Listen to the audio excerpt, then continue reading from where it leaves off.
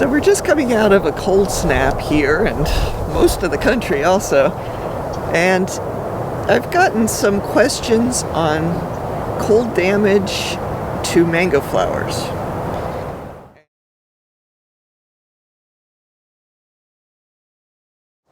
The temperature that's usually mentioned for cold damage to mango flowers and young mango fruit is 42 degrees. And of course that matters a lot on the particular conditions. You know, how far the temperature has dropped below 42 degrees is important, how long the cold has lasted, and also how windy it was. So right here I'm standing in front of Pineapple Pleasure, and there's flowers at many different stages, including mixed bloom here. And mixed bloom happens when there hasn't been a real strong cold snap, and so you get a confused plant. But here we have a pure bloom, and from what I'm seeing now, I'm not seeing cold damage. But a lot of times you have to wait a little bit. Also, important to remember is that sometimes it's not the cold itself that damages the bloom or young fruit. It can be powdery mildew, which is associated with cold weather. It tends to like cold and relatively dry weather, and it will attack the bloom spikes, the panicles, and so flowers and the young fruit can wither and die. A lot of times it looks sort of white when it's active, which is why it's called powdery mildew. But the good news is, at this point in the year, if your bloom or young fruit have been completely wiped out, there's a lot of hope for another bloom. That same cold snap that destroyed your hopes for a crop next season could very well trigger another bloom and another fruit set.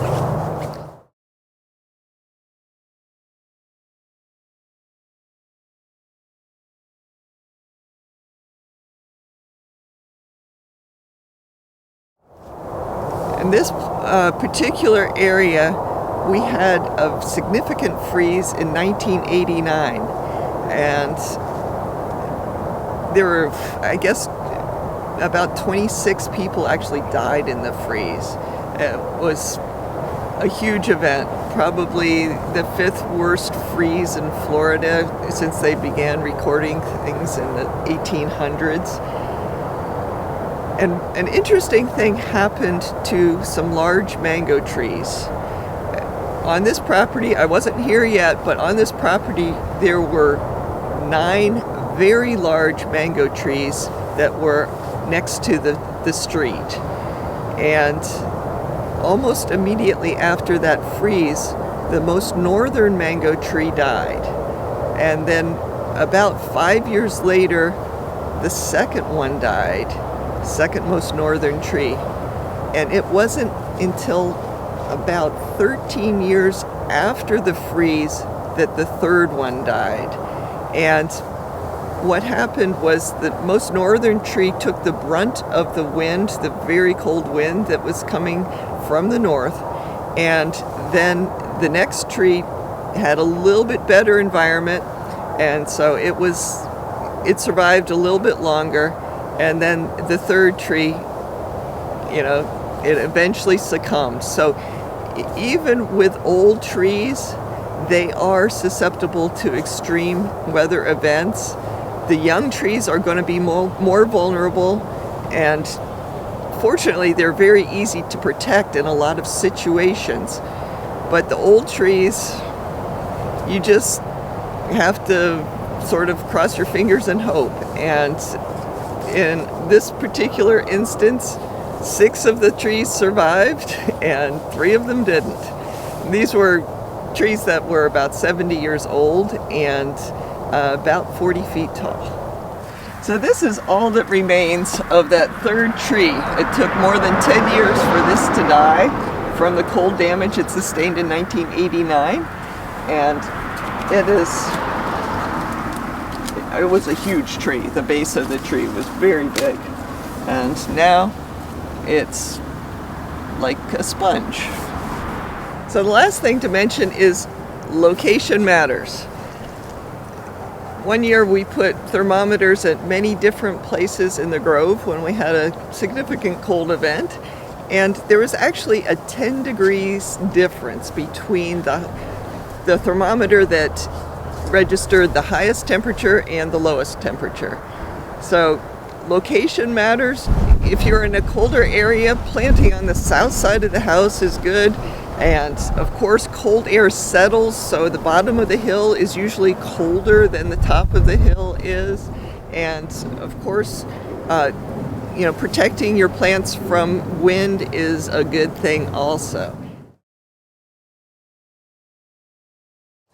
One thing is to reduce the sensitivity of the plant to cold, and that includes watering it very well before a cold snap. For this last cold snap, we had a lot of rain beforehand, so that was taken care of by Mother Nature.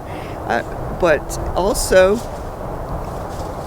keeping the tree healthy, providing the nutrients to the tree that it needs, and that's all year long, especially in the summer when it's in a period of rapid growth.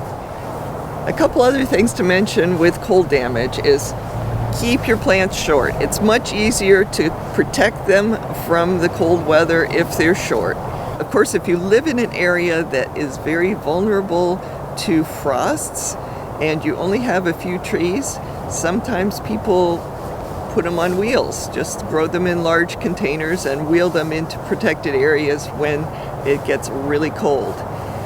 But another way of protecting your trees is to have other trees or buildings that are either protecting it or actually heating up in the sun. Like, for instance, the most vulnerable plants that we have to the cold, we plant on the south side of the house.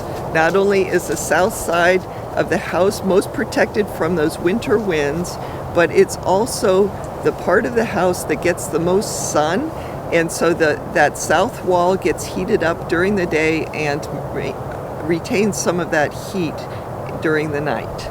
So in our grove, we have a whole lot of trees, and the big trees tend to protect the little ones. The ones on the north side protect the ones that are just to the south of it.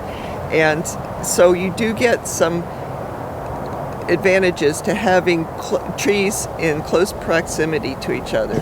For any tree, though, if you are concerned about cold, you can tent the tree. I have a friend in Orlando that has a mango tree, and he assembles a PVC frame whenever the temperatures are going to be below freezing for a significant amount of time, and he will put a plastic sheet over the top, sometimes two, or a tarp, and a light bulb, incandescent light bulb. You don't want to use your LED light bulbs because they don't generate a lot of heat.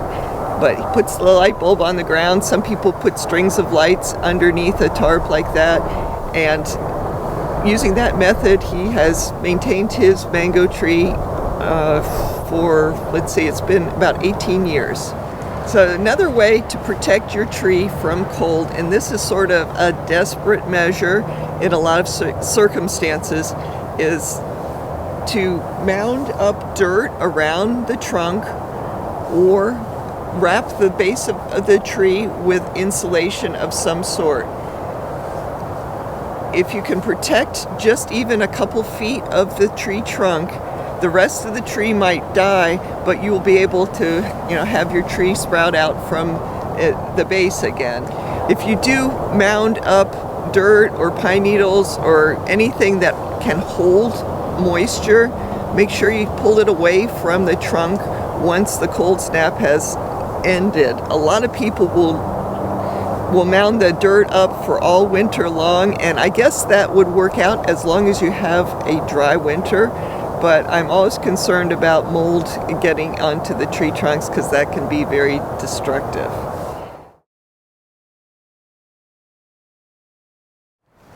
Try to keep your trees small. They're much easier to protect that way. Also, water them well before the cold happens. It just makes them a lot more resilient to the cold. And of course, keep them healthy. If they are healthy, they have all the nutrients they need, they are much more able to withstand whatever happens to them. So good luck with your mangoes and all your tropical fruit.